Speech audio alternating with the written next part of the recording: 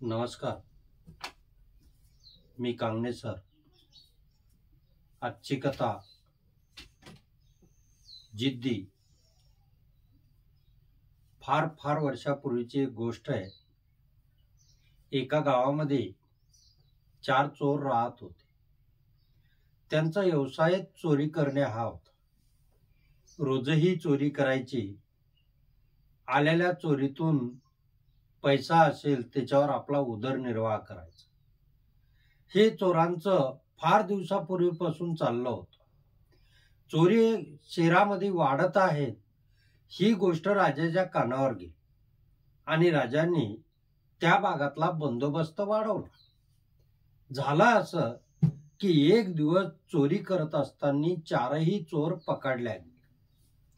ते 4 चोर पकडले गेले. शिपायांनी 4ही चोरांना राजाच्या दरबारामध्ये नेऊन हजर केलं. त्या ठिकाणी ते चोरांना राजांनी सगळी चौकशी केली आणि 4ही चोरांना काही दिवस तुरुंगात ठेवण्याचं ठरवलं. त्या 4 चोरांना जेलामध्ये नेलं. त्यांच्यावर खटला सुरू झाला आणि न्यायालयानं असा निकाल दिला की या 4ही चोरांना फाशीची शिक्षा द्या. कारण त्यांनी चोरीमध्ये अनेक लोकांचे खून केले होते, अनेक स्त्रियांना त्रास दिला होता आणि म्हणून त्यांना खुनाची शिक्षा ही फरमावल्या गेली आणि त्यांना फाशी देण्यात येईल असं ठरवण्यात आलं. 4ही चोरांना फाशीची शिक्षा झाली. पुढच्या महिन्यामध्ये चोरांना फाशी देण्यात येणार होती. तोपर्यंत त्यांना जेलामध्ये तुरुंगात ठेवण्यात येणार होतं. 4ही चोर जेलात टाकल्यानंतर 3 चोर मात्र अगदी हताश झाले. त्यांना फार फार वाईट वाटलं. ते बार विचार करू लागले की आपल्या मुलाबाळांचं काय, आपल्या पत्नीचं काय, घरच्यांचं कसं होईल. अशा विचारात 4ही चोर हताश होऊन त्या भिंतीजवळ नाराज होऊन टेकून बसले होते. मात्र त्यातला एक चोर हुशार होता. तो जिद्दी होता. त्यानं काय केलं की एक चित्र भिंतीवरती काढलं आणि त्या भिंतीवर काढलेल्या हत्तीच्या चित्राकडे तो बघत होता. त्यानं छान असं हत्तीचं चित्र काढलं आणि तो वारंवार त्या चित्राकडे बघायचा.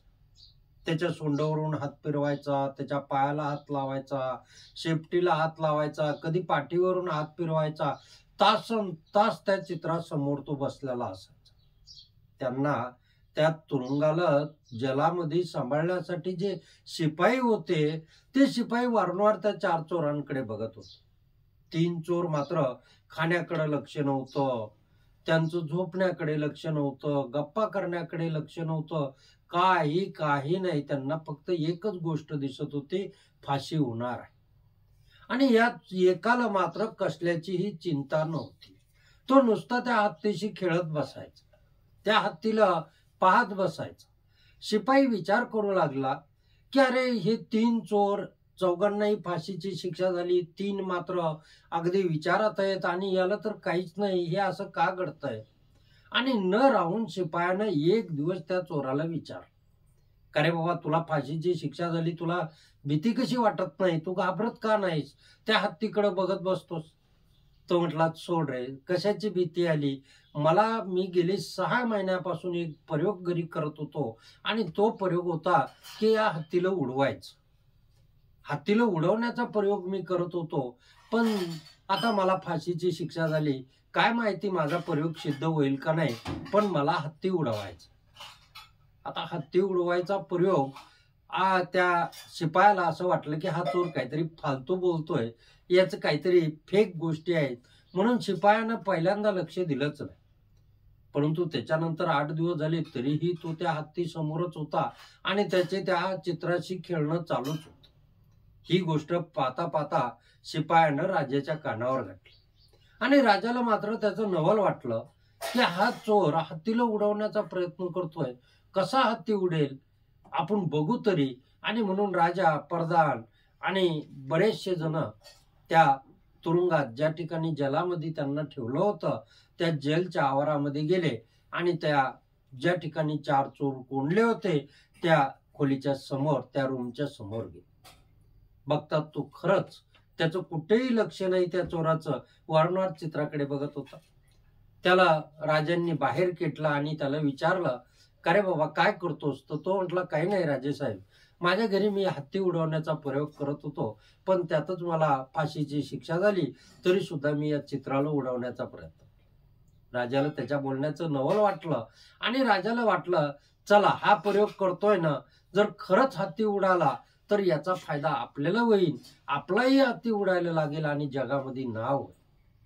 राजाचा त्याच्यावरती विश्वास बसला आणि राजानं काय केलं, त्यांना जी पुढच्या महिन्यात फाशी होणार होती ती फाशी 6 महिने लांबली.